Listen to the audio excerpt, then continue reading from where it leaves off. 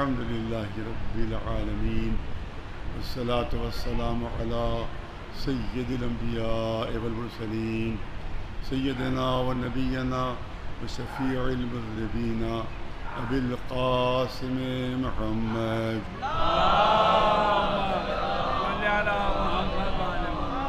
وأهل بيته الطيبين الطاهرين المعصومين. وقد قال الله سبحانه تبارك وتعالى في كتابه المبين وهو أصدق القائلين وننزل من القرآن ما هو شفاء ورحمة للمؤمنين ولا يزيد الظالمين إلا خسارا. صلوات بجبل محمد.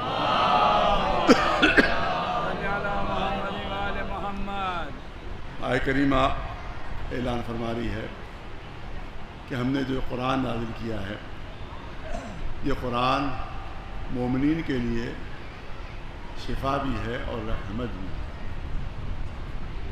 اور اس کے بعد قرآن اعلان فرما رہا ہے وَلَا يَزِيدُ الظَّالِمِينَ إِلَّا خَسَارًا. لیکن یہی قرآن ظالمین کے لیے خسارہ ہے، ظالمین کے لیے گھاٹا ہے، ظالمین کے لیے سبب نقصان. یہی قرآن جو مومنین کے لیے شفا، جو مومنین کے لیے رحمت، یہی قرآن ظالمین کے لیے سبب خسارہ، سبب نقصان اور گھاٹے کا سبب. اب یہاں پر سوال یہ ہوتا ہے کہ چیز تو ایک ہی ہے، قرآن وہی ہے، سورے وہی ہیں، آیتیں وہی ہیں، جملے وہی ہیں، الفاظ وہی ہیں، حروف وہی ہیں، لیکن یہ رزلٹ الگ الگ کیوں ہے؟ یہ نتیجہ الگ الگ کیوں ہے؟ یہی قرآن مومنین کے لیے شفا ہے، یہی قرآن مومنین کے لیے رحمت ہے، اور یہی قرآن ظالمین کے لیے خسارہ ہے. یہی قرآن ظالمین کے لیے سبب نقصان اور گھاٹے کا سبب ہے. چیز ایک ہے، جب ایک چیز ہے تو رزلٹ بھی ایک ہی ہونا چاہیے، نتیجہ بھی ایک ہی ہونا چاہیے. لیکن قرآن اعلان فرما رہا ہے کہ مومنین کے لیے شفا ہے، مومنین کے لیے رحمت ہے، لیکن ظالمین کے لیے خسارہ ہے. تو آئیے ایک دنیاوی مثال پیش کر دی جائے تاکہ بچے بھی بات سمجھ سکیں، ہمارے جوان بھی بات سمجھ سکیں. سادہ سی مثال ہے، آپ دیکھیں جو پلگ ہوتا ہے بجلی کا، اس پہ تار لگا ہوا اور تار میں کرنٹ آ رہا ہے، بجلی آ رہی ہے، اس پہ نور آ رہا ہے. اسی پلگ میں آپ نے اگر اے سی کا تار لگا دیا، اسی پلگ میں آپ نے اگر اے سی کا تار لگایا تو ٹھنڈی ٹھنڈی ہوا آ رہی ہے، انسان اس سے لطف لے رہا ہے. لیکن اسی پلگ میں آپ نے اگر ہیٹر کا تار لگا دیا تو معلوم اب گرم ہوا نکلنے لگی. اور اگر گرمی کے موسم نے آپ پہ لگا دیا تو پورا مجمع اٹھ کر بھاگ لے گا، بھائی آپ کہاں جہنم میں بٹھا دیا ہے. یہ گرمی میں تم ہیٹر کو جلا رہے ہے، یہاں تم بیٹھ بھی نہیں سکتے. چیز ایک ہے مگر رزلٹ دو ہیں. توجہ ہے، چیز ایک ہے مگر نتیجے دو. اسی طرح سے قرآن مجید مومنین کے لیے شفا اور رحمت ہے، لیکن ظالمین کے لیے خسارہ ہے، کیونکہ ظرف الگ الگ ہے. ایک صلوات بھیجو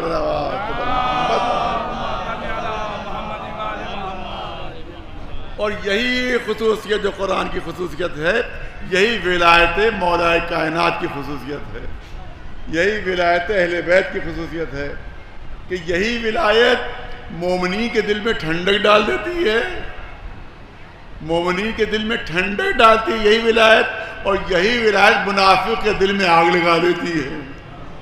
چیز ایک ہے مگر کیونکہ ظرف کا فرق ہو گیا اس لیے نتیجہ بھی بدل گیا. ایک صلوات بھیجے بنا آواز.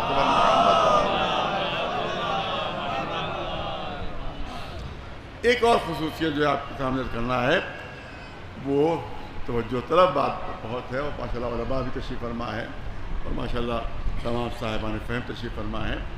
آپ دیکھیں کیا اعلان ہو رہا ہے، وَلَا يَزِيدُ الظَّالِمِينَ وَلَا يَزِيدُ الظَّالِمِينَ إِلَّا خَسَارًا. یہ ظالمین کے لیے گھاٹے کا سبب ہے قرآن، یہ ظالمین کے لیے خسران کا سبب ہے، خسارے کا سبب ہے. بہت توجہ ہے جو جملے کرنا چاہتا ہوں. ظالمین کے لیے یہ نہیں کہا مشرکین کے لیے، اور توجہ ہے، یہ نہیں کہا مشرکین کے لیے، یہ نہیں کہا کافرین کے لیے، بلکہ یہ کہا ظالمین کے لیے۔ ظالمین کے لیے خطارے کا سبب ہے، اس کا مطلب یہ ہے کہ اگر مسلمان بھی ظالم ہے تو نہ قرآن اس کے لیے شفا ہے نہ رحمت ہے، صرف گھاٹا ہی گھاٹا ہے۔ سلوات بھیجو مولانا، مسلمان کے لیے بھی یہی گھاٹا بن جائے گا اگر وہ ظالم ہے، اگر وہ ظالم ہے اور ظلم کر رہا ہے تو یہ قرآن اس مسلمان کے لیے نہ شفا ہے نہ اس مسلمان کے لیے رحمت ہے، بلکہ اس کے لیے گھاٹے کا سبب بن جائے گا۔ بس ظاہر ہے کہ ایک موضوع ہے جو آپ کے سامنے پیش کرنا ہو کہ قرآن، آپ کو معلوم ہے ذکر قرآن مجید ہے، آہستہ آہستہ قرآن مجید کی آیتیں نازل ہیں۔ دیکھیے میں ایک موضوع آپ کے سامنے پیش کرنا چاہتا ہوں کہ جو ذرا سا حساس موضوع ضرور ہے لیکن پیش ہونا چاہیے، اور سارے مسلمانوں کے سامنے ببانگ دہل پیش ہونا چاہیے۔ اس پہ کوئی مروت نہیں ہے، تمام چیزوں میں مروت ہے مگر اس میں کوئی مروت نہیں، کوئی مروت نہیں۔ جو موضوع آپ کے سامنے میں پیش کروں گا انشاءاللہ اس میں کوئی مروت نہیں ہونا چاہیے۔ ہر مسلمان کے سامنے اور ہر قرآن اور اسلام کے معنی کے سامنے یہ موضوع پیش ہونا چاہیے۔ وہ موضوع کیا ہے؟ ہم تقریریں سنتے ہیں اپنے مسلمان بھائیوں کی، علماء مولاناؤں کی، پوری تقریر کر جاتے ہیں، اہل بیت میں سے کسی کا نام نہیں لیتے۔ پوری تقریر 1 گھنٹے کی انہوں نے کر دی، نہ مولا علی کا کہیں ذکر آیا، نہ شہزادی فاطمہ زہرا کہیں ذکر آیا، نہ امام حسن نہ امام حسین، کسی کا کوئی ذکر نہیں، پوری تقریر کر گئے۔ پوچھا گیا کہ بھائی کچھ اہل بیت کا بھی تو کبھی ذکر کر دیا کیجئے، تو جانتے جواب کیا دیتے ہو؟ کہتے ہیں ان کا شمار بھی اصحاب ہی میں ہوتا ہے، جب اصحاب کا ذکر ہو گیا تو ان کا بھی ذکر ہو گیا، کیونکہ اہل بیت میں اور اصحاب میں کوئی فرق نہیں ہے۔ یہ آج دھوکہ دیا جاتا ہے مسلمانوں کو ان کے مولویوں کے ذریعے سے، مسلمانوں کو دھوکہ دیا جاتا ہے کہ اہل بیت علیہ السلام میں اور اصحاب کرام میں کوئی فرق نہیں، جبکہ ہم لوگ اصحاب کی عزت کرتے ہیں۔ جو واقعی وفادار اصحاب تھے، جو رسول اللہ کے واقعی وفادار اور چاہنے والے اصحاب تھے، ان کی جوتیوں کی خاک ہمارے سر کے اوپر۔ جو رسول اللہ کے چاہنے والے وفادار، لفظوں پر غور ہے کو مس یوز نہ کرے کیونکہ ہمارے کیا یہ بہت بڑا مرض ہے۔ تو جو چاہنے والے، وہ جو وفادار اصحاب جنہوں نے کبھی رسول کا ساتھ نہیں چھوڑا، ایسے اصحاب کی جوتیوں کی خاک ہمارے سر پر۔ تو ہم اصحاب یہاں تک کہ ہم تو اتنا مرتبہ مانتے ہیں کہ ہم تو اہل بیت میں شامل سمجھتے ہیں، السلمان منا اہل البیت۔ اس سے بڑا مرتبہ ایک صحابی کا کیا ہو سکتا ہے؟ اس سے بڑا مرتبہ ایک صحابی کا کیا ہو سکتا ہے؟ تو اصحاب کی جوتیوں کی خاک، تو واقعی اصحاب جو ان کی جوتیوں کی خاک اس لائق ہے کہ اپنے سر پر رکھیں۔ لیکن یہ حقیقت مسلمانوں کو معلوم ہونا چاہیے کہ اہل بیت کا مرتبہ کچھ اور ہے، اصحاب کا مرتبہ کچھ اور۔ اب 2 علماء کے قول میں پیش کروں گا آپ کے سامنے اس سلسلے میں۔ ایک علامہ طاہر القادری، ان کا بہت مشہور قول ہے، اگرچہ ان کی سب باتوں سے ہم لوگ اتفاق نہیں کرتے، یہ بھی بتا دیں، ان کی سب باتوں سے اتفاق نہیں کرتے، لیکن کچھ بہت اچھے اچھے جملے اور بہت اچھی اچھی کتابیں پوری لکھی انہوں نے، لیکن کہیں کہیں پر ظاہر ہے کہ انہوں نے ہمارے عقائد کے خلاف بھی بات کر دی۔ لہذا ہم جو چیزیں ان کی ہیں، جو ہم لائق ہیں، اس کو ہم کوٹ کرتے ہیں۔ جھنگ میں انہوں نے جملے کہے تھے، پاکستان کا علاقہ جھنگ ہے کہ جہاں سے سپاہ صحابہ اگی ہے، جو جنم داتا ہے سپاہ صحابہ کا جو شہر، اس کا نام ہے جھنگ۔ وہاں کسی نے پوچھا علامہ طاہر قادری سے کہ اہل بیت میں اور اصحاب میں کیا فرق ہے؟ اہل بیت اور اصحاب میں کیا فرق ہے؟ تو انہوں نے کہا اس پہ تو پوری کتابیں پڑھنے کی ضرورت ہے، یہ میں بھی کھڑے کھڑے کیسے بتا سکتا ہوں تمہیں؟ کہ نہیں، مختصر بتا دیجئے، مختصر بتا دیجئے۔ کہ اچھا اگر مختصر سننا چاہتے تو سن لو کہ اصحاب وہ ہیں کہ جو رسول کے شانہ بشانہ رہتے تھے، اصحاب وہ ہیں جو رسول کے شانہ بشانہ رہتے تھے، اور اہل بیت وہ ہیں جن کے قدم رسول کے شانوں کے اوپر رہتے تھے۔ ایک صلوات بھیجو مولانا آواز محمد۔ یہ ہے بلندی اہل بیت علیہ السلام کی، یہ ہے شرف اہل بیت علیہ السلام کا۔ تو مسلمانوں کو یہ بات سمجھانا چاہیے، انہیں سمجھنا چاہیے، اس میں کسی تکلف کی کوئی ضرورت نہیں۔ اب میں ام محترم مولانا کلب ساجد صاحب مرحوم علی المقامہ کا ایک جملہ ذکر کرنا چاہتا ہوں یہاں کے اوپر۔ انہوں نے بھی ایک خوبصورت جملہ ارشاد فرمایا تھا، اور ہلکا سا ایک حرف کا الٹ پھیر ہے، اسی سے انہوں نے پوری بات کہہ دی تھی۔ ایک حرف کے الٹ پھیر سے پوری بات کہہ دی تھی، وہ میں آپ کے سامنے پیش کرنا چاہتا ہوں۔ انہی نے فرمایا کہ اصحاب کی جو عام مسلمانوں میں ڈیفینیشن ہے اس میں اور ہماری ڈیفینیشن میں فرق ہے، تھوڑا سا فرق ہے۔ ان کی ڈیفینیشن جو اصحاب کی ہے، جو عام مسلمان ہیں شیعوں کے علاوہ جو دیگر فرقے ہیں، ان کی ڈیفینیشن، ان کی جو اصحاب کی تعریف ہے، جو ڈیفینیشن ہے اس میں اور ہماری ڈیفینیشن میں تھوڑا سا فرق ہے۔ کہ کیا فرق ہے؟ کہ تمام مسلمان یہ کہتے ہیں کہ جو رسول کے پاس ہو وہ صحابی ہے۔ پوری توجہ رہے، مجھے فرماتے تھے کہ تمام مسلمانوں کیا صحابی کی ڈیفینیشن یہ ہے کہ جو رسول کے پاس ہو، جو رسول کے پاس ہو، جو رسول کے پاس ہو وہ صحابی ہے۔ مگر ہماری ڈیفینیشن یہ ہے کہ رسول کے پاس ہونا شرط نہیں ہے، جس کو رسول کا پاس ہو وہ ہے صحابی رسول۔ ایک صلوات بھیجے مولانا محمد۔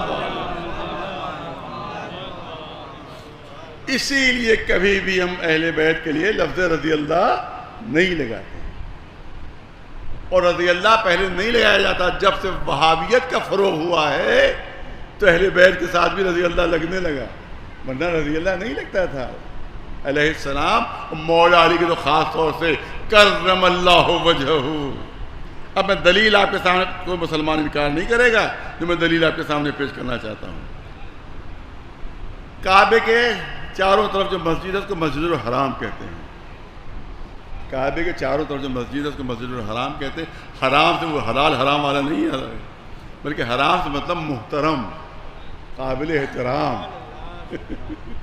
قابل احترام ہے، وہ محترم مسجد۔ یہاں پر حرام کے معنی یہ ہے محترم، قابل احترام۔ تو اس کے چاروں طرف جو مسجد ہے، وہ جو جگہ ہے جہاں نماز پڑھی جاتی ہے، وہ مسجد الحرام کہلاتی ہے۔ اب سنیے، 5 مرتبہ الحمدللہ میں حج سے کا شرف حاصل کر چکا ہوں، اور جنہوں نے غور نہیں کیا ہے وہ حج پر جائیں تو غور کر لیں، میری بات کو غور کر لیں، وہ دل پر نقش کر لیں کہ میں بات صحیح کہہ رہا ہوں کہ غلط کہہ رہا ہوں۔ جہاں سے طواف شروع ہوتا ہے، وہ طواف جو شروع ہوتا ہے وہ حجر اسود ہے۔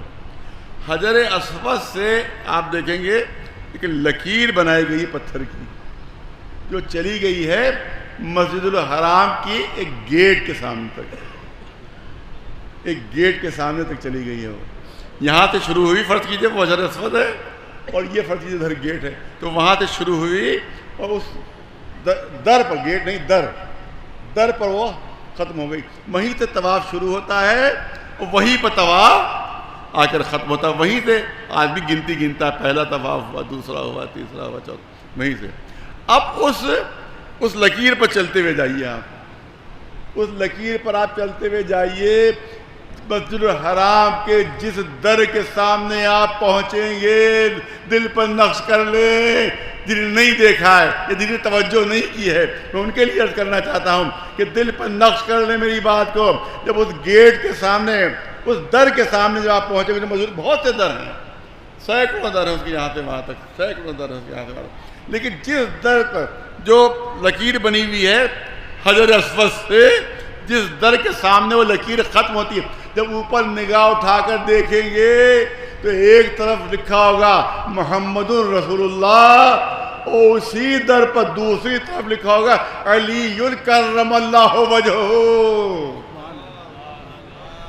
خود اور جتنے صحابی ہیں سب کے نام لکھے ہیں، سب پر رضی اللہ لکھا ہوا، سب پر رضی اللہ لکھا ہوا، لیکن مسجد الحرام گواہی دے رہی ہے کہ علی رضی اللہ نہیں ہے، کرم اللہ وجہہ ہے۔ اور دنیا نے فضل پیدا کرنے کی کوشش کی ہے، لیکن مسجد الحرام میں ایک ہی در کے اوپر رسول کا نام بھی ہے، پہلو میں علی کا نام بھی ہے، وہاں رسول اور علی بلا فضل نظر آ رہے ہیں۔ ایک صلوات بھیجے مولانا آواز، ایک صلوات بلند آواز۔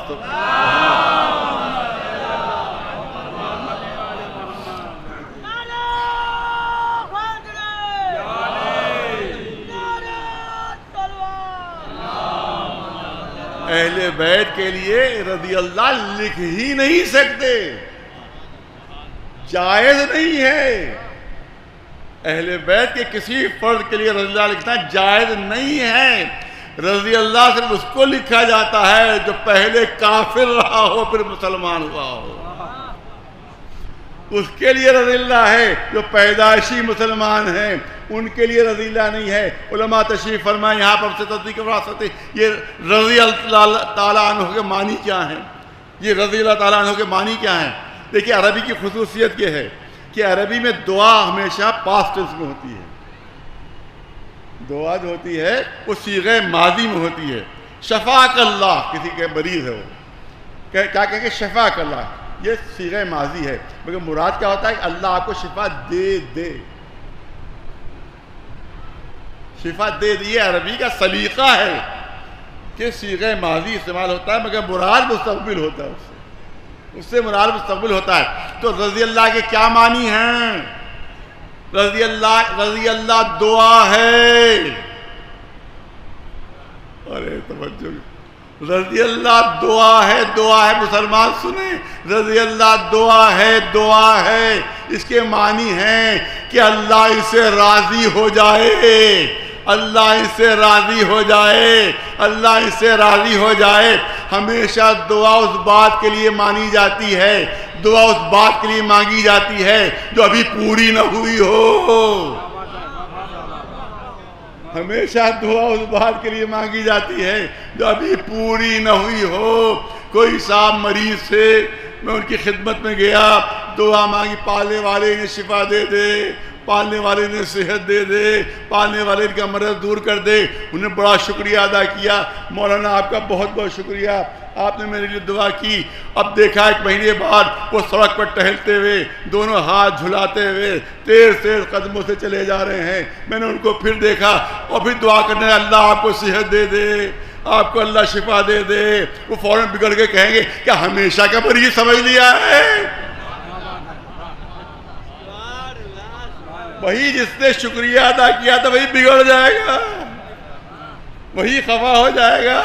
ارے بھائی ہمیشہ کا مریض سمجھ لیا ہے، کب کا مجھے شفا ہو چکی، صحت مند ہوں، دیکھ نہیں رہا کہ کس طرح سے تیز چلتا ہوا چلا آ رہا تمہارے سامنے، شفا ہو گئی۔ تو اس کا مطلب جب شفا ہو گئی تو پھر دعا نہیں مانگی جاتی کہ شفا ہو جائے۔ جو چیز حاصل نہ ہو اس کے لیے دعا مانگی جاتی ہے۔ 1400 سال سے مسلمان دعا مانگ رہا ہے کہ اللہ راضی ہو جائے، اللہ راضی ہو جائے، اللہ راضی ہو جائے۔ اس کا مطلب ہے کہ 1400 سال سے مسلمانوں کو یقین ہے کہ اللہ ابھی اسے راضی نہیں ہوا ہے، ابھی اس سے اللہ راضی نہیں ہوا ہے۔ صلوات بھیجے محمد۔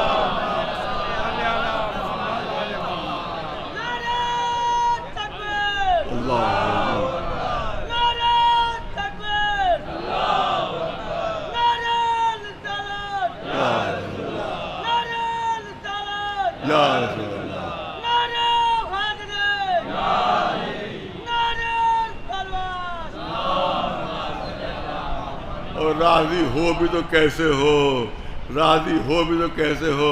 رسول سند دے چکے ہیں کہ جن سے فاطمہ زہرا راضی ہے ان سے اللہ راضی ہے۔ ایک صلوات بھیجے مولانا ان اللہ یغضب لغضب فاطمہ وَيَرْضَى لِرِضَاهَا وَيَرْضَى لِرِضَاهَا. جب فاطمہ غضبناک ہوتی ہیں تو اللہ غضبناک ہوتا ہے، جب فاطمہ راضی ہوتی ہے تو اللہ راضی ہوتا ہے. ایک سلوات بلند آواز پر محمد. تو یہ بات چند جملے آپ کے سامنے عرض کیے کہ بالکل کھلے عام ہم کہتے ہیں کہ اہل بیت میں اور اصحاب میں کوئی تقابل ہی نہیں. کبھی تقابل نہ کیجیے گا. کیوں؟ اہل بیت ان سے بہتر، اہل بیت ان سے بہتر، اہل بیت ان سے بہتر. کیونکہ تقابل میں تناسب ضروری ہوتا ہے. تقابل میں تناسب ضروری ہوتا ہے. جب تک تناسب نہ ہو اس وقت تک تقابل نہیں ہو سکتا. کمپیریزن، تقابل یعنی کمپیریزن اس وقت تک نہیں ہو سکتا، تقابل اس وقت تک نہیں ہو سکتا جب تک کہ تناسب نہ ہو. مثال پیش کر دوں، اب بات دوسری طرف چلی جا رہی، لیکن کیا کیا جائے بہت آپ کے سامنے کرنا چاہتا ہوں. مثلا کوئی صاحب یہ پوچھے مجھ سے سوال کریں، یہ بتائیے کہ فلاں حکیم صاحب زیادہ اچھے یا فلاں پہلوان زیادہ اچھا ہے؟ اگر کوئی سوال کرے مجھ سے کہ فلاں حکیم صاحب زیادہ اچھے ہیں یا فلاں پہلوان زیادہ اچھا ہے، میں کہوں گا بھائی تمہارا سوال ہی غلط ہے، کمپیریزن غلط ہے. حکیم کا تقابل حکیم تو ہوگا، پہلوان کا تقابل پہلوان تو ہوگا. یہ تم کیا کہہ رہے ہو کہ فلاں مولانا زیادہ اچھے ہیں یا فلاں بڑھائی زیادہ اچھا ہے؟ فلاں مولانا زیادہ اچھا، فلاں بڑھائی. تو تمہارا سوال ہی احمقانہ ہے، تمہارا سوال ہی احمقانہ ہے. عالم کا ہوگا مقابلہ تقابل، عالم تو ہوگا، جو بیچارہ بڑھائی کا کام کرتا ہے وہ بڑھائی تو تقابل ہوگا. تو کبھی آپس میں تقابل نہیں ہونا چاہیے، کیونکہ یہ کچھ اور ہیں اور وہ کچھ اور ہیں. نہیں، ایک بچے کا واقعہ پیش کر دو. یہاں بچے بھی ماشاءاللہ موجود ہیں، لہٰذا بچے کا واقعہ پیش کر دیتا ہوں. کہ ایک شخص نے ایک پھول بنایا کہ جو کاغذ کا تھا، ایک پھول بنایا جو کپڑے کا تھا، ایک پھول بنایا جو پلاسٹک کا تھا. یہ 3 پھول اس نے رکھے. پھر ایک باغ سے ایک پھول توڑ کر لایا اور ان 3 کے برابر میں رکھ دیا. ایک باغ سے پھول توڑ کر لایا اور وہ 3 برابر، ایک کاغذ کا پھول تھا، ایک کپڑے کا پھول تھا، ایک پلاسٹک کا پھول تھا، اور ایک باغ کا اور چمن کا پھول تھا. ایک باغ کا اور چمن کا پھول تھا.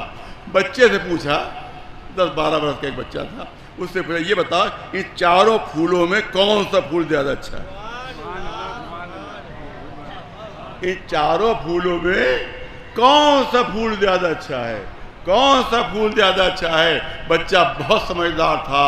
اس نے کہا مولانا صاحب آپ کا جملہ ہی غلط ہے، آپ کا سوال ہی غلط ہے، آپ کا سوال ہی غلط ہے. کہا بھائی کیوں؟ کہا صاحب یہ جو 3 پھول دوسرے ہیں وہ پھول تو ہے ہی نہیں.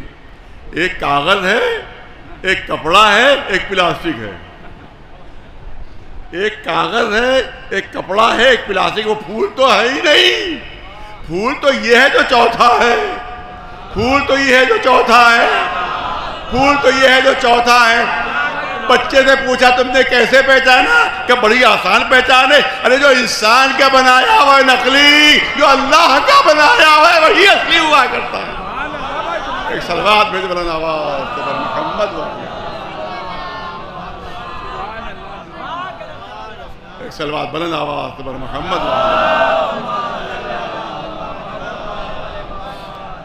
بنی امیہ و بنی عباس کے ادوار وہ تھے جہاں علی کا نام لینا زبان کٹ جائے، گردن کٹ جائے.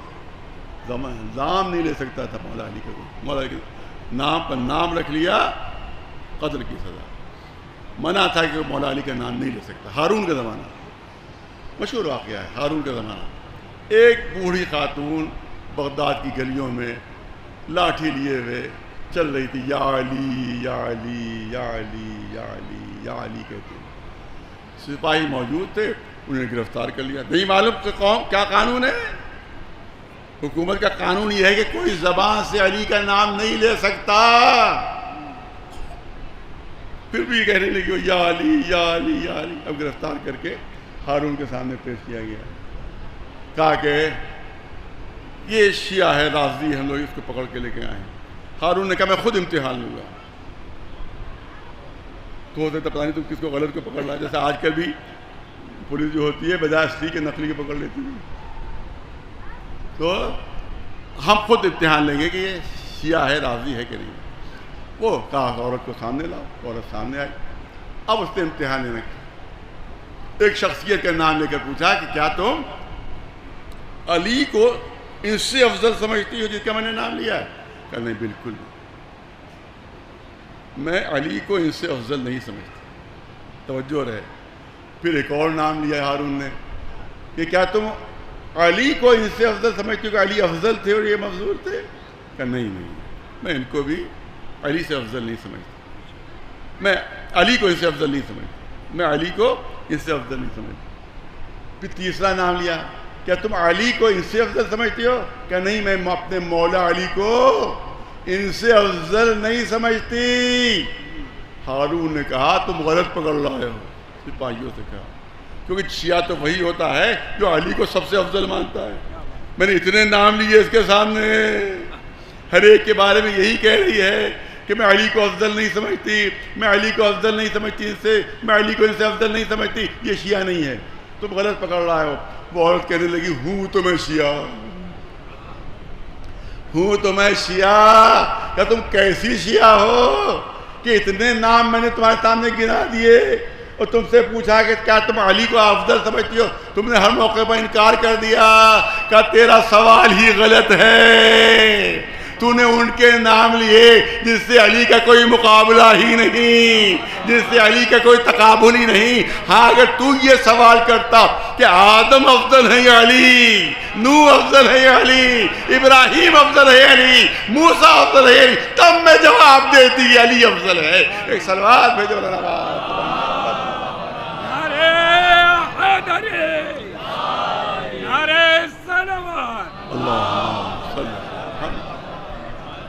بس بہت تفصیل ہو جائے گی اور مجھے محدود وقت کے اندر اپنی بات کو مکمل کرنا ہے. تو اب جو بیان کرنا ہے مجھے وہ یہ ہے کہ رفتہ رفتہ آیتیں نازل ہوتی رہی اور اصحاب کرام ان پر عمل کرتے رہے. آیت سے پہلے ان کا کوئی عمل نہیں ملے گا, ہمیشہ عمل آیت کے بعد ملے گا. شراب کی حرمت کی آیت نازل ہوئی, تمام مسلمانوں نے جتنے مٹکے تھے شراب کے سب نے اٹھا دیے. جوئے کی حرمت کی آیت نازل ہوئی, جوا کھولنا چھوڑ دیا. آیت نازل ہوئی کہ نماز پڑھو, اصحاب کرام نماز پڑھنے لگے. آیت نازل ہوئی روزہ رکھو, اصحاب کرام روزہ رکھنے لگے. آیت نازل ہوئی حج پر جاؤ, حج پر جانے لگے. خوبصورت زکات ادا کرو, خوبصورت زکات ادا کرنے لگے. اس کا مطلب یہ ہے کہ آیت پہلے ہے, اصحاب کا عمل بعد میں مل رہا ہے. اصحاب کا عمل بعد میں مل رہا ہے. لیکن بعد موقع پر اصحاب سے کوتاہی بھی ہو جاتی تھی, کوتاہی بھی. اور یہ تاریخ میں بھی ہے اور سعودی عرب میں اس کی یادگار بھی موجود ہے. کوئی نہ سمجھے کہ الزام ہے. سعودی عرب میں یادگار موجود ہے آج بھی. وہ یادگار, ساری یادگاریں مٹا دی مگر وہ یادگار محفوظ ہے. آج بھی یادگار محفوظ ہے. وہ کون سی یادگار ہے؟ شراب کی حرمت کی آیت نازل ہے. اب ظاہر ہے کہ اب میں مثال پیش کروں کہ جو 25-30 سال سے سگریٹ پی رہا ہو, چین اسموکر ہو, معلوم ہے ایک سگریٹ بجھنے سے پہلے اس نے دوسری سگریٹ سلگا لی, اس کے بجھنے سے پہلے تیسری سگریٹ سلگا لی. کچھ ایسے جو چین اسموکر کہلاتے ہیں. ایک دم سے ان سے کہہ دیا جائے سگریٹ چھوڑ دو, تو کتنا مشکل ہوگا ان کے لیے سگریٹ چھوڑنا, کتنا مشکل ہوگا. اب سگریٹ چھوڑ تو دیں گے لیکن کہیں نہ کہیں چھپ چھپ کے ایک آدھ کش ضرور لگا لیں گے. یا کوئی پی رہا ہوگا کہیں گے ارے میاں ذرا سا چھوڑ تو دی ہے, لگا ایک کش تو لگا ہی لیں, چھوڑ تو دی ہے مگر ایک کش تو لگا ہی لیں. تو معلوم چھوڑنا بڑا مشکل ہوتا ہے. اگر پرانے عادی ہو, توجہ رہے, پرانے عادی ہو تو چھوڑنا بہت مشکل ہوتا ہے. اسی لیے بہت سے جو پرانے پینے والے تھے ان کے لیے چھوڑنا بہت مشکل تھا. نہیں, ہسٹری میں ہے آج بھی یادگار. یہ نہیں کہ الزام لگایا جا رہا ہے کسی کے اوپر, یادگار سعودی عرب میں موجود ہے. چیلنج اس ممبر سے کہہ رہا ہوں. اب مسلمانوں نے شراب پینا چھوڑ دی. ایک مسجد میں کچھ اصحاب کرام تھے جو ابھی تک نہیں چھوڑ سکے تھے، وہ بہت دنوں سے عادت پڑی ہوئی تھی ان کو، تو وہاں وہ نوش فرما رہے تھے. اتفاق سے رسول اللہ کو ادھر سے گزر. دیکھیے اس میں بہت بڑا ایک درس بھی ہے، میں اس لیے بھی بیان کر رہا ہوں، اس میں بہت بڑا ایک درس بھی ہے. دیکھا رسول اللہ مسجد سے قریب سے گزرے، اندر دیکھا کچھ ایسی محسوس ہوا کہ کچھ لوگ موجود ہیں. رسول اللہ مسجد کے اندر داخل ہو گئے.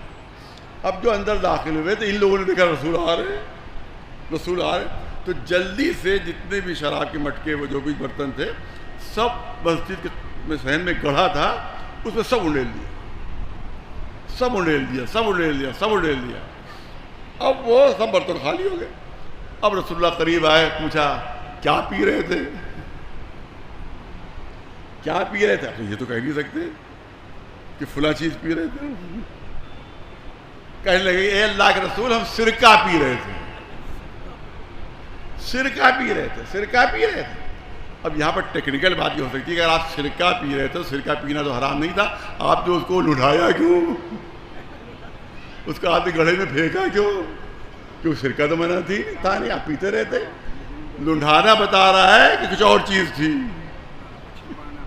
کوئی اور چیز تھی جس کو نوش فرما رہے تھے. کہا کہ اے اللہ کے رسول ہم تو سرکہ پی رہے تھے. اب رسول اللہ نے اس گڑھے کے قریب پہنچے، اس کو انہوں نے سب لٹھا دیا تھا. قریب پہنچ کے تو جھانکا، بہت توجہ. اب جو جھانکا دیکھا واقعی سرکہ تھا.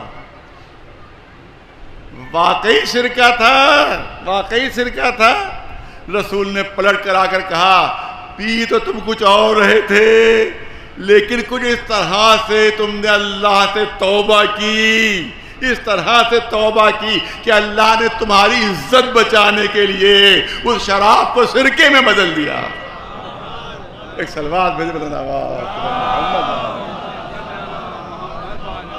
اس سے بہت بڑا درس یہ ملتا ہے کہ اگر کوئی خلوص دل سے توبہ کرے تو اللہ اس کی عزت کو بچا لیتا ہے. صلوات بھیجے بلند آواز. بس بات کو بہت طول نہیں دینا ہے. تو خلاصہ یہ نکلا کہ رفتہ آیتیں نازل ہوتی رہیں اور اصحاب کرام ان آیتوں پر عمل کرتے رہے. تو اصحاب کون ہیں؟ بہت توجہ رہے. اصحاب کون ہیں؟ اصحاب وہ ہیں آیت نازل ہو تو عمل ہو. اب اہل بیت کون ہیں؟ توجہ رہے. ارے اصحاب آیت کا انتظار کرتے تھے کہ آیت اترے تو عمل ہو. یہ اصحاب کی منزل ہے اور یہ اہل بیت کی منزل ہے کہ آیتیں اہل بیت کے عمل کا انتظار کرتی رہتی تھی کہ عمل ہو تو اترے. یہ سوئیں تو اترے، یہ حالت رکوع میں زکوٰۃ دے تو اترے، یہ میدان جہاد میں قدم جما دے تو اترے. ایک صلوات بھیجو.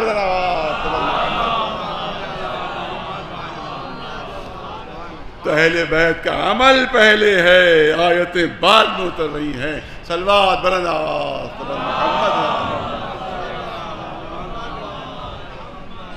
مولا علی نے حالت رکوع میں زکوٰۃ دی، آیت بے چین ہو کر اتری کہ انما ولیکم اللہ رسولہ والذین آمنوا الذین یقیمون الصلاۃ ویؤتون الزکاۃ وہم راکعون. انما کا کلمہ بس ولی یہی ہیں، ان کے علاوہ اور کوئی نہیں. اللہ ہے، رسول ہے، اور وہ تو نمازوں کو قائم کرتا ہے جو حالت رکوع میں زکوٰۃ دیتا ہے. اور تمام مفسرین کا اتفاق ہے کہ سوائے مولا کائنات علی ابن ابی طالب علیہ السلام کے کسی نے حالت رکوع میں زکوٰۃ نہیں دی. صلوات بلند آواز. شب ہجرت بستر رسول پر علی سو رہے ہیں.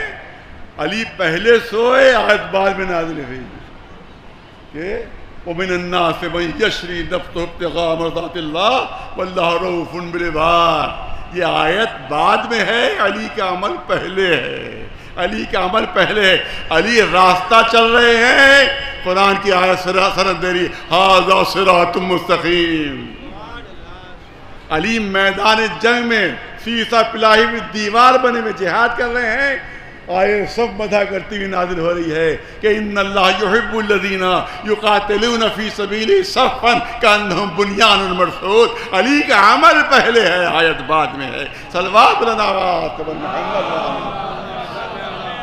اہل بیت چادر اوڑھ کر لیٹے ہیں، آیت تطہیر مدح کرتی ہوئی نازل ہو رہی ہے. صلوات محمد. نہیں صاحبان ذوق ہیں، صاحبان ذوق ہیں. کیا کیا جائے، محدود وقت ہوتا ہے، اور ظاہر کہ تابوت بھی 72 تابوتوں کی زیارت بھی ہے. اس کے علاوہ مجھے بھی لکھنؤ پہنچو 2 میل سے پہنچنا بھی، لہٰذا مجھے بھی تو بہت توجہ چاہوں گا آپ حضرات کی کہ دیکھیے یہ فرق ہے اہل بیت میں اور اصحاب کرام میں کہ وہ آیتوں کا انتظار کرتے ہیں اور آیتیں اہل بیت کے عمل کا انتظار کرتی ہیں. اہل بیت کے عمل کا انتظار کرتی ہے.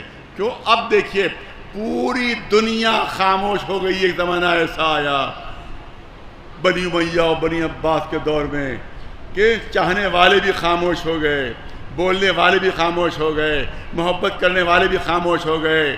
کبھی تلواروں کے زور کے اوپر، کبھی نیزوں کے زور کے اوپر، کبھی پھانسی کے ڈر سے، کبھی قتل ہونے کے ڈر سے، لیکن بولنے والے خاموش ہو گئے. لیکن ایک خاموش ایسا تھا جو مدح اہل بیت ہمیشہ گویا رہا.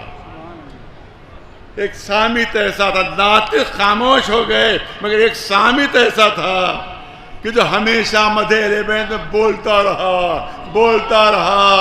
قدم قدم پر آیتیں ہیں، قدم قدم پر صورتیں ہیں. کہیں آیہ انما ہے، کہیں آیہ مباہلہ ہے، کہیں سورہ کوثر ہے، کہیں سورہ التا ہے. قدم قدم پر آیتیں مل رہی ہیں، قدم قدم پر سورے مل رہے ہیں. صاحبان ذوق کے 2-3 جملے نظر کرنا چاہتا ہوں. میں تو سمجھتا ہوں کہ قرآن کا ہر نقطہ اگر اشارہ کر رہا ہے تو اہل بیت کی طرف، قرآن کا ہر نقطہ اگر اشارہ کر رہا ہے تو اہل بیت کی طرف.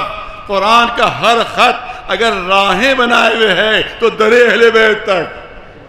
صاحبان ذوق ہیں، قرآن کا ہر خط اگر راہیں بنائے ہوئے ہے تو در اہل بیت تک. قرآن کا ہر دائرہ، قرآن کا ہر دائرہ حد بندی کیے ہوئے ہے. نہ کسی غیر کو اندر آنے دیں گے، نہ کسی غیر تک متھا جانے دیں گے. پوری توجہ رہے. اہل بیت کو یہ فکر کہ قرآن کی کوئی آیت بے عمل نہ رہنے پائے. پوری توجہ رہے. اگر کوئی آیت پہلے اتری، بہت توجہ چاہوں گا، اگر کوئی آیت پہلے اتری تو اہل بیت نے سب سے پہلے عمل کیا.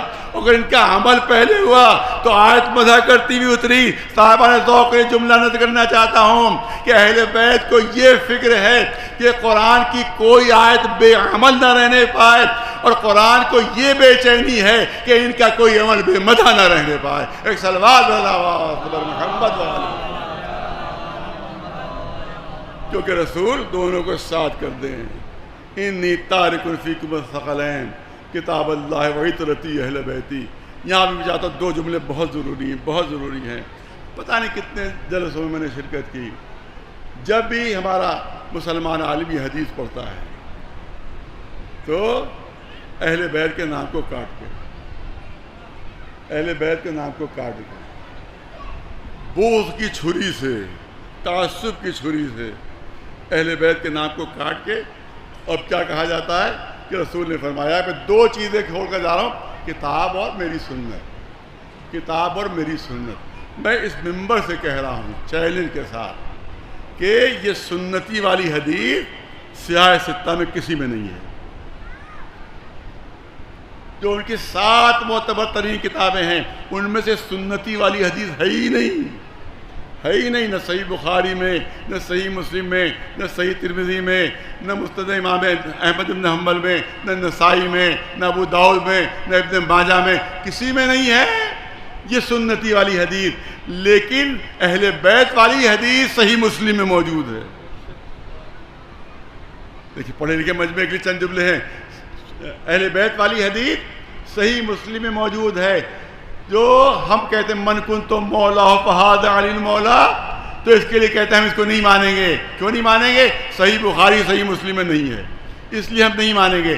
ارے سنتی والی حدیث کسی بھی صحیح کتاب میں نہیں ہے مگر پھر بھی مان رہے ہو. اس سے بڑا اہل بیت پر تمہارا ظلم اور کیا ہو سکتا ہے؟ ایک صلوات بھیجے مولانا بس تذکرہ آ گیا ہے تو میں چاہتا ہوں کہ اس سلسلے میں 2 منٹ لے لوں. ایک رات تقریر کر رہے تھے کوئی مولانا تقریر کر رہے تھے تو انہوں نے کہا وہ شیعہ ایک حدیث بیان کرتے ہیں کہ میں 2 چیزیں چھوڑ کر جا رہا ہوں، کتاب خدا اور اہل بیت. کئی حدیث صحیح نہیں ہے، اور ان کی دلیل سنیے. کئی حدیث صحیح نہیں ہے. کہا میرے پاس دلیل ہے، اور دلیل کی سنیے. کہنے لگے کہ اگر رسول کی حدیث ہوتی تو رسول تو بہت سی چیزیں چھوڑ کر جا رہے تھے، تو پوری لسٹ ہونا چاہیے تھی. بھائی پوری لسٹ ہونا چاہیے تھی. رسول کی اگر حدیث ہوتی تو رسول فرماتے کہ میں قرآن چھوڑ رہا ہوں، اہل بیت چھوڑ رہا ہوں، اصحاب چھوڑ رہا ہوں، ازواج چھوڑ رہا ہوں، وہ مسجد چھوڑ رہا ہوں جس میں میں خطبہ دیتا رہتا، وہ میں ممبر چھوڑ رہا ہوں میں جس پر خطبہ دیتا تھا. اتنی چیزیں رسول چھوڑ کر جا رہے تھے. لہٰذا پوری لسٹ ہونا چاہیے تھی. بہت توجہ رہے، پوری لسٹ ہونا چاہیے تھی. لیکن شیعہ کہتے ہیں کہ رسول نے صرف اتنا ہی فرمایا 2 چیزیں چھوڑ رہا ہوں، ایک کتاب خدا، دوسرے میرے عطرت، میرے اہل بیت. اگر حدیث رسول ہوتی تو ساری فہرست ہونا چاہیے تھی کہ یہ چیزیں میں چھوڑ کر جا رہا ہوں. بہت توجہ رہے صاحبان ذوق تشریف فرمائیں. مجھے یہ بتائیے کہ کس چیز کے لیے انسان کو یہ حق حاصل ہوتا ہے کہ کہہ سکے کہ چھوڑ کر جا رہا ہوں، کہہ سکے کہ چھوڑ کر جا رہا ہوں. اب ادھر مجلس ختم ہوئی، میں نے کہا یہ لاؤڈ اسپیکر میں یہی چھوڑ کر جا رہا ہوں، میں یہ ممبر یہی چھوڑ کر جا رہا ہوں، یہ فرش میں یہی چھوڑ کر جا رہا ہوں، یہ مجمع بھی میں یہی چھوڑ کر جاؤں گا، کسی کو اپنے ساتھ لے کر نہیں جاؤں گا. اتنی چیزیں میں یہاں چھوڑ کر جا رہا ہوں، اتنی چیزیں میں یہاں چھوڑ کر جا رہا ہوں. آپ یاد رکھیے کہ چھوٹا بچہ بھی کوئی اٹھ کر کہہ سکتا ہے اے مولانا آپ کیا کہہ رہے ہیں؟ کہ تمام چیزیں آپ اپنے ساتھ لکھنؤ سے لے کر آئے تھے؟ کہ لاؤڈ اسپیکر لے کر آئے تھے؟ کہ ممبر لے کر آئے تھے؟ کہ فرش لے کر آئے تھے؟ کہ مجمع لے کر آئے تھے؟ یہ سب چیزیں تو آپ کو یہی ملی، سب چیزیں یہی ملی. جو چیزیں یہی ملی اس کے لیے آپ کو کہنے کا حق نہیں کہ چھوڑ کر جا رہا ہوں. ہاں لکھنؤ سے کچھ 1500 روپے اگر لے کر آئے ہوں وہ چھوڑ کر جائیے تو ہم سمجھیں گے آپ کو چھوڑ کر جا رہے ہیں. تو ہمیشہ اس شے کے لیے انسان کو کہنے کا حق ہوتا ہے کہ چھوڑ رہا ہوں جس کو اپنے ساتھ لے کر آیا ہو. ازواج یہی ملی رسول کو، تمہاری ہی دی ہوئی لڑکیاں ہیں. اصحاب یہی ملے، ممبر یہی ملا، مسجد یہی ملی. لہذا رسول کو حق بھی نہیں تھا کہ کہہ کے چھوڑ کر جا رہا ہوں. صرف 2 چیزیں لے کر آئے تھے، صرف 2 چیزیں لے کر آئے تھے. قرآن قلب میں لے کر آئے تھے، اہل بیت صلب میں لے کر آئے تھے. جو لے کر آئے تھے وہی چھوڑ کر جا رہے تھے. ایک صلوات بھیجے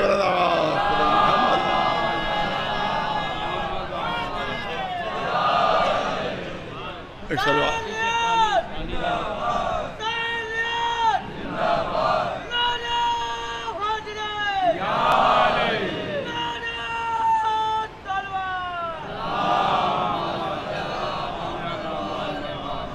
کیا کیا جائے، وقت پہ گنجائش نہیں ہے. لیکن حقیقت یہ ہے کہ اہل بیت عمل کرتے جاتے ہیں اور قرآن بنتا جاتا ہے. آیتیں نازل ہوتی رہتی ہیں، آیتیں نازل ہوتی رہتی ہیں اور قرآن بنتا جا رہا ہے. یہ ہے مرتبہ اہل بیت، یہی مرتبہ، یہی وارث قرآن ہے، یہی معلم قرآن ہے، یہی محافظ قرآن ہے. ان سے بہتر کوئی نہ معلم ہے، کیونکہ وارث قرآن ہی، معلم قرآن اللہ نے ہی کو بنایا. اسی لیے مولا علی کا قول ہے کہ اگر میرا کوڑا بھی کھو جائے تو میں قرآن سے دیکھ کر بتا دوں گا کہ وہ کوڑا میرا کہاں پر موجود ہے. یہ ہے علم قرآن، یہ ہے علم قرآن. اب میں چاہتا ہوں کہ 5 منٹ ایک شہزادے کا تذکرہ کیا جائے. اس کا تذکرہ کم ہوتا ہے لیکن کیونکہ کل شہادت کی تاریخ گزری ہے، میں چاہتا ہوں اس کا تذکرہ 5-7 منٹ ضرور ہو. وہ ہے ہمارا شہزادہ امام حسن علیہ السلام. ایک صلوات بھیجو جناب. یہ تذکرے ہونا چاہیے، ہوتے رہنا چاہیے، تاکہ ہمارے بچوں کو معلوم ہو کہ اور ائمہ کے مراتب کیا تھے اور ان کی فضیلتیں کیا تھیں. یہ ہمارے بچوں جوانوں کو معلوم ہونا چاہیے. یا تو صرف 5 منٹ لینا ہے، اس کے بعد اپنے مسائل. امام حسن علیہ السلام دیکھیے، ہمارے اماموں کے لیے کوئی دنیا میں ان کو پڑھاتا نہیں ہے، دنیا میں ان کو کوئی سکھاتا نہیں ہے. وہ پیدائشی عالم ہوتے ہیں، علم لدنی کے حامل ہوتے ہیں، بارگاہ الہی سے پڑھ کر آتے ہیں، وہیں سے سیکھ کر آتے ہیں. دنیا میں ان کو کوئی پڑھانے والا نہیں ہے. اسی لیے میں نے کسی مجلس میں عرض کیا تھا، پوری توجہ ہے، بات ذہن میں آ جاتی ہے، اس کہنا پڑتی ہے کہ میں نے عرض کیا تھا کسی مجلس میں کہ میں اپنا مذہب چھوڑ سکتا ہوں، مذہب چھوڑ سکتا ہوں، اگر ہمارے سارے اماموں سے دکھا دو تم کہ ہمارا امام کسی کا شاگرد کبھی رہا ہو. ہمارا امام کبھی کسی کا شاگرد رہا ہو، کبھی کسی کا شاگرد رہا. دنیا میں کوئی بڑے سے بڑا عالم ایسا نہیں جس کا استاد موجود نہ ہو. ارسطو کا استاد موجود، سقراط کا استاد موجود، افلاطون کا استاد موجود، نیوٹن کے استاد موجود، آئنسٹائن کے استاد موجود. دینی لحاظ سے دیکھ لیے تو آیت العظمیٰ خوئی کے استاد موجود، آیت العظمیٰ خمینی صاحب کے استاد موجود. بڑے سے بڑا عالم مرجع کیوں نہ ہو، اس کے اساتذہ موجود ہیں. لیکن ایک سلسلہ ایسا ہے کہ جن کے صرف شاگرد ملیں گے، استاد کوئی نہیں ملے گا. ایک سلوات بھیجے اور جو دوسرے مکتب کے امام ہیں وہ ہمارے اماموں کے شاگرد ہیں. ایک سلوات وہ ہمارے اماموں کے شاگرد ہیں. لہذا انہیں کبھی کسی کو سیکھا نہیں. اور 2 واقعات جلدی جلدی سن لیجئے اور میں اپنی بات کو مکمل کر دوں. اور حضور سرور کائنات محمد مصطفیٰ صلی اللہ علیہ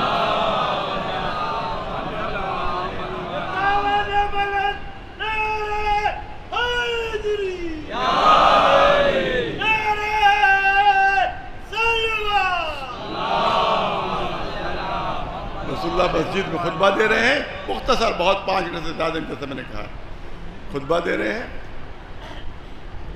نمازیوں نے دیکھا، وہ خطبہ دے رہے تھے، نماز شروع نہیں ہوئی تو خطبہ دے رہے ہیں کہ دیکھا ایک بہت ہی بزرگ شخصیت، بہت ہی بزرگ شخصیت، نورانی شخصیت، داڑھی ان کی سفید. وہ اندر داخل ہوتے ہی انہیں رسول اللہ کی خدمت پہنچ کر کہا، اے اللہ کے رسول، میں آپ سے کچھ سوال کرنا چاہتا ہوں، میرے کچھ سوالات کے جوابات مجھے چاہیے. تو رسول اللہ نے فرمایا کہ ابھی تو میں خطبے مصروف ہوں، آپ میرے بچے حسن سے پوچھ لیجیے.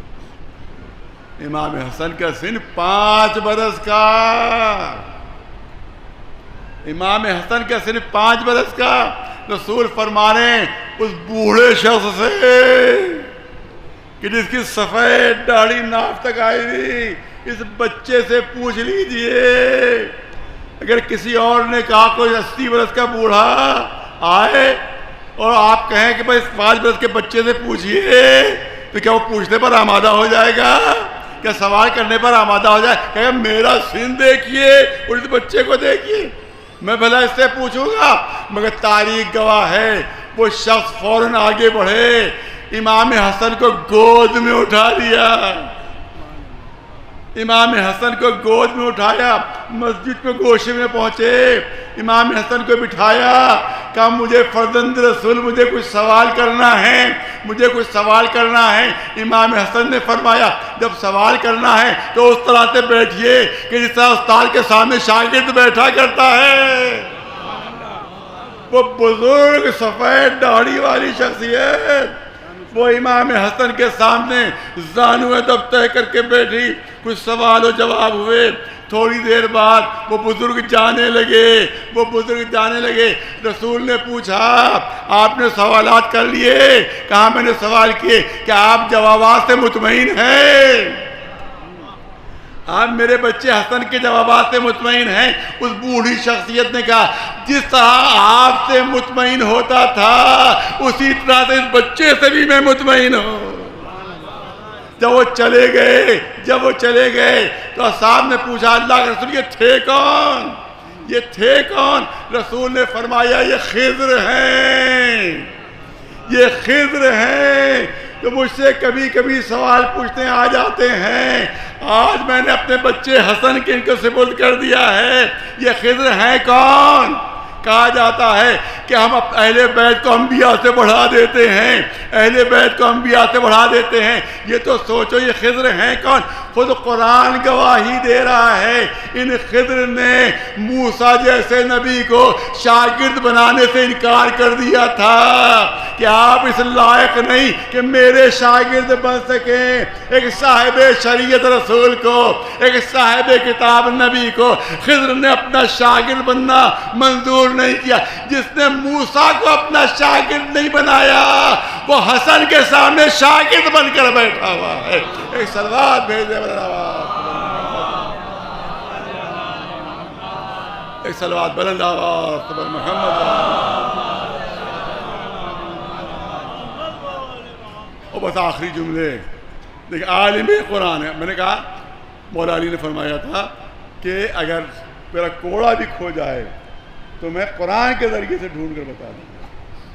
امام حسن تشریف فرما ہے، ایک شخص آتا ہے، کہا کہ شام کا میں رہنے والا ہوں اور میں بہت امیر شام کے قریب ہوں۔ انہوں نے ایک سوال آپ سے پوچھا ہے، ہمارے امیر نے آپ سے سوال پوچھا ہے، اور کیونکہ آپ لوگوں کا دعویٰ یہ ہے کہ آپ لوگ وارث قرآن، عالم قرآن ہیں اور پورے قرآن کا علم آپ کے پاس ہے، اور قرآن میں ہر شے کا علم ہے۔ ما فرطنا فی الکتاب من شیء، ما فرطنا فی الکتاب من شیء، اللہ کا اعلان یہ ہے کہ کائنات کی ہر شے کو ہم نے قرآن میں رکھ دیا ہے۔ تو جب قرآن میں ہر شے کا علم ہے اور آپ کا دعویٰ کہ آپ ہیں عالم قرآن، تو امیر شام کے سوال کا جواب دے دیجیے۔ امیر شام، دیکھیں سوال بھی دیکھیے گا کیسا سوال ہے۔ امیر شام کا سوال کا جواب دیجیے۔ کیا پوچھو کیا سوال ہے؟ آخری جملے ہیں بس، پوچھو کیا سوال ہے؟ کہا امیر شام نے پوچھوایا ہے کہ جب قرآن میں سب کچھ ہے تو میری اور آپ کی داڑھی کا ذکر بھی ہے قرآن میں، یہ نہیں ہے؟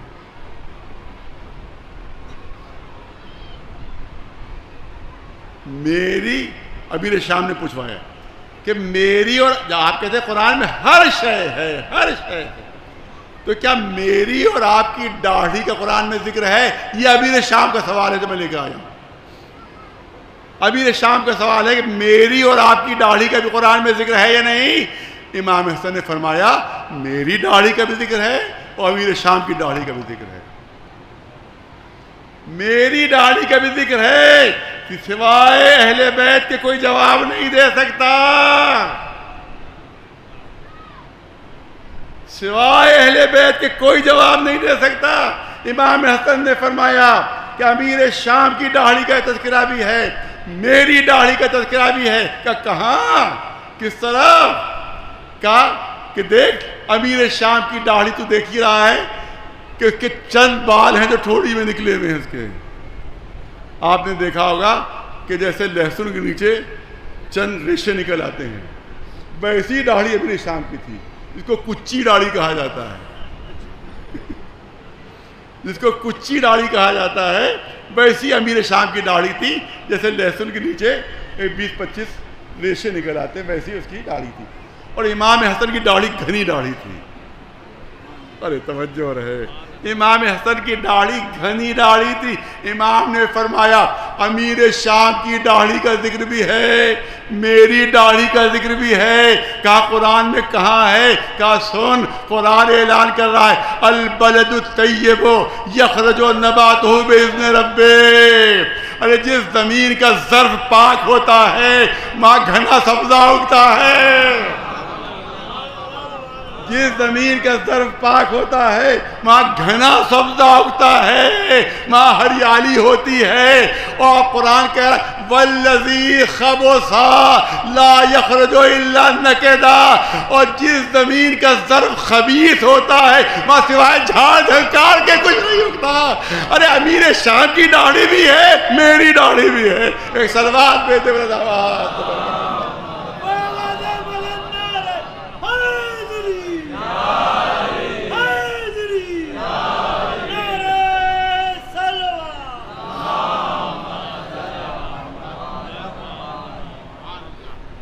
آقا کو زہر دیا گیا،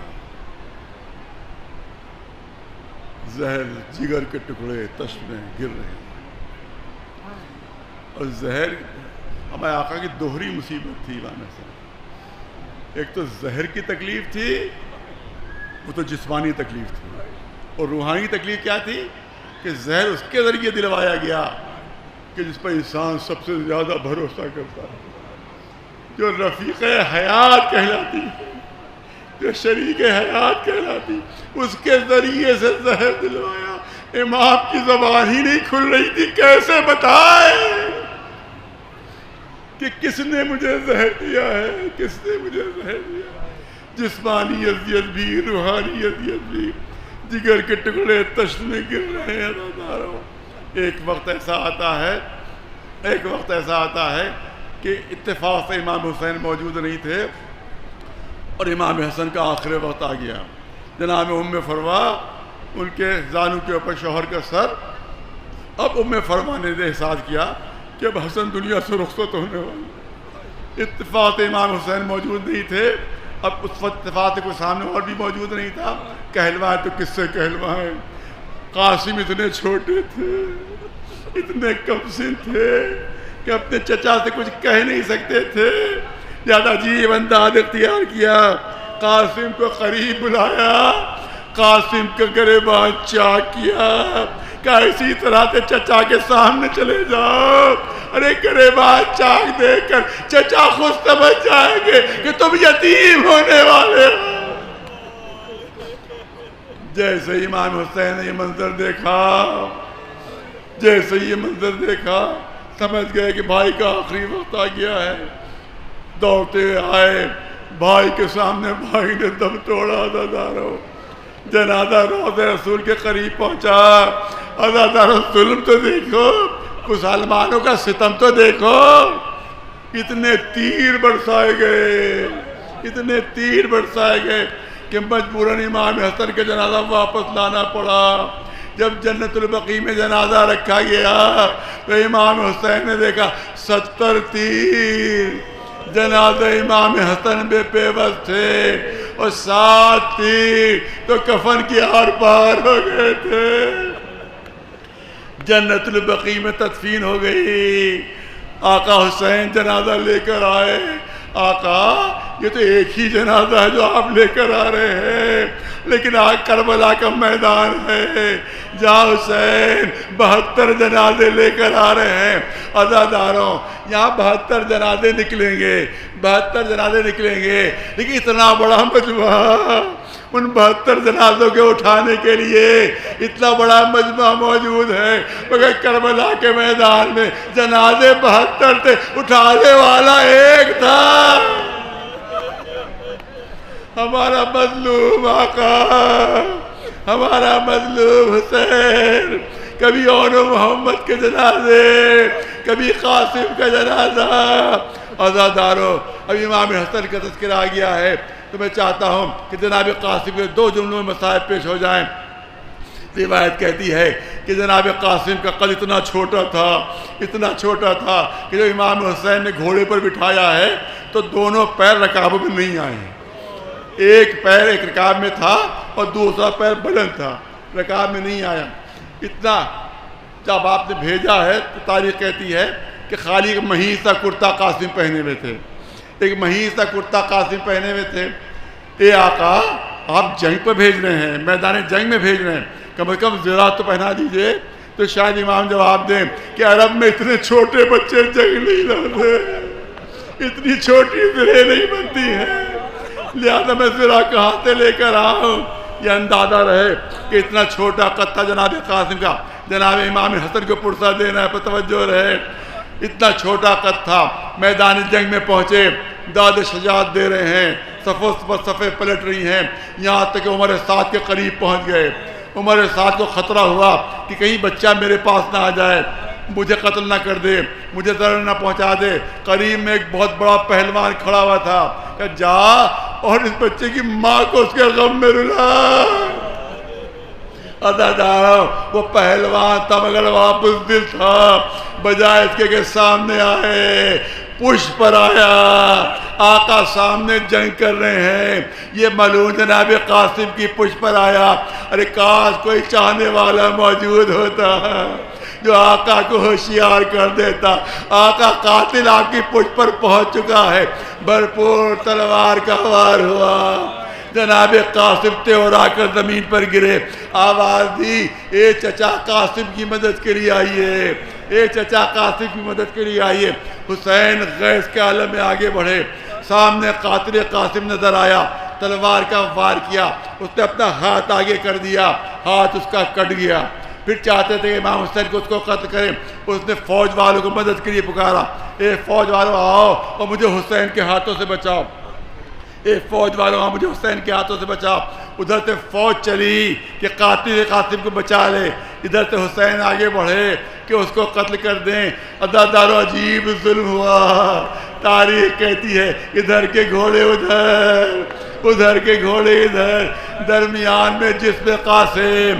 جب بھی کوئی گھوڑا قریب آتا تھا قاسم پکارتے تھے، اے چچا بچا لیجئے، اے چچا بچا لیجئے۔ جب حسین سرحد قاسم کے پہنچے ہیں تو فریاد کرتے ہوئے، اے قاسم تمہارے چچا میں بڑا شاق ہے کہ تم مدد کے لیے پکارتے رہے مگر تمہارا چچا پہنچ نہ سکا۔ روایت کہتی ہے کہ اٹھایا مگر سینے سے سینہ ملا ہوا، پیر زمین پر خط دیتے ہوئے۔ ابھی میں نے آپ کو بتایا تھا کہ اتنے چھوٹے چھوٹے پیر تھے کہ پورے رکابوں میں نہیں آئے تھے۔ ارے یہ کون سا ظلم ہوا کہ قاسم اس طرح سے تھے کہ حسین کے سینے سے سینہ ملا ہوا، قاسم کے پیر زمین پر خط دیتے ہوئے۔ اس کا مطلب ہے گھوڑوں کی ٹاپوں سے اس طرح سے جس میں قاسم کچل گیا تھا۔ بس عزاداروں مجلس ختم ہوئی۔ ایک روایت تو یہ ہے جو پڑھی جاتی ہے، ایک روایت اور بھی ہے جو علماء ذاکرین پڑھتے ہیں، وہ اس طرح سے ہے کہ جب امام حسین میدان میں پہنچے تو قاسم کی لاش نظر نہیں آئی۔ 1 یا 1.5 منٹ لینا ہے، قاسم کی لاش نظر نہیں آئی۔ ادھر دیکھا قاسم نظر نہیں آئے، ادھر دیکھا قاسم نظر نہیں آئے۔ آواز دیے قاسم کہاں ہو، اے قاسم کہاں ہو، جواب نہیں آیا۔ روایت کہتی ہے حسین ایک بلندی پر پہنچے، بلندی سے آواز دی، اے قاسم میں امام وقت کی حیثیت سے تمہیں پکار رہا ہوں، جواب دو کہ تم کہاں ہو۔ روایت کہتی ہے کربلا کی زمین سے قاسم کے جسم کے ٹکڑے بلند ہوئے۔ اے چچا گھوڑوں کی ٹاپوں سے جس میں ٹکڑے ٹکڑے ہو گیا ہے۔ حسین آئے اور پورے میدان سے جس میں قاسم کے ٹکڑے جمع کیے، اپنی عبا پھیلائی، اس پہ ٹکڑے رکھے، عبا کو تہہ کر کے اپنے سر پر رکھ لیا۔ آخری جملے عزاداروں، عبا کو تہہ کر کے اپنے سر پر رکھا۔ پہنچے خیمے میں، ام فروہ کہاں ہے، ام فروہ کہاں ہے؟ ام فروہ آئی، کہا ام فروہ تمہارا بچہ شہید ہو گیا، تمہارا قاسم شہید ہو گیا۔ ام فروہ نے کہا ارے اسی دن کے لیے تو پالا تھا، میں نے اسی دن کے لیے پالا تھا کہ آپ کو اس کو نچھاور کر دوں، مگر آقا ایک بات بتا دیجیے، آخری جملے ایک بار بتا دیجیے کہ میرے قاسم سے کوئی خطا ہو گئی ہے، کیا میرے قاسم سے کوئی قصور ہو گیا ہے؟ کہا ام فروہ یہ کیوں کہہ رہی ہے؟ کہا آقا آج سب کی لاشیں لے کر آئے، آپ سب کی لاشیں لے کر آئے مگر میرے بچے قاسم کی لاش نہیں لائے، کیا میرے بچے سے کوئی قصور ہو گیا؟ یہ سنت آواز دی، اے زینب قریب آ جاؤ، اے ام کلثوم قریب آ جاؤ، ماں کے دونوں بازو سنبھال لو، ماں کے دونوں بازو سنبھال لو۔ ایک بازو زینب نے سنبھالا، ایک ام کلثوم نے۔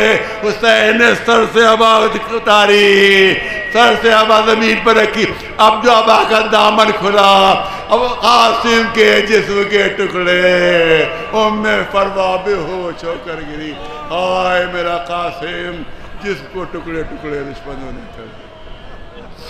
سیعلم الذین ظلموا ای منقلب ینقلبون الا لعنت اللہ علی القوم الظالمین۔ پالنے والے اس مختصر سی عبادت کے فیض پہ ہمارے گناہوں کو معاف فرما دے، ہمیں نیک اعمال کی توفیقات عنایت فرما دے، ہمیں جو مریض ہیں ان کو شفا عنایت فرما دے، جو مقروض ہیں ان کا قرض ادا ہو جائے، جو اولاد ہیں ان کو اولاد کی نعمت سے نواز دے، جو بے روزگار ان کو روزگار عطا فرما دے، جو باروزگار ہیں ان کے روزگار میں ترقی فرما دے، پالنے والے جہاں جہاں بھی دوستداران محمد علی محمد علیہ السلام موجود ہیں ان کی جان و مال و عزت و آبرو محفوظ و معمول رہے، پالنے والے ہمارے آخری ماہ کے ظہور میں تاجیر فرما اور ہم کو ان کے غلام ہوں اور جان سالم شمار فرما۔ ربنا تقبل منا انک انت السمیع العلیم۔